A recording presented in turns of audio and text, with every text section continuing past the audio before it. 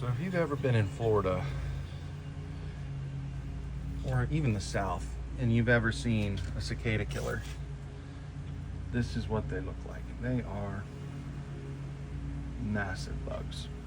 And that sucker has a stinger like you would not believe. They kill cicadas. I don't know if you can see their head, but it has big jaws. So they can bite you two ways. There you go. They can bite you two ways with their mouth or their stinger. And you don't want to mess with this sucker.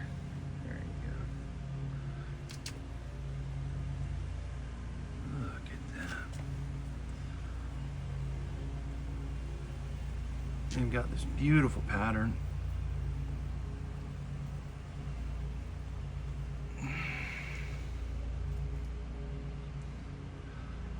Whew. Yeah, I'm sure they're good flyers. I don't even want to swat at this thing. But yeah, came out to this. Don't know how it got in.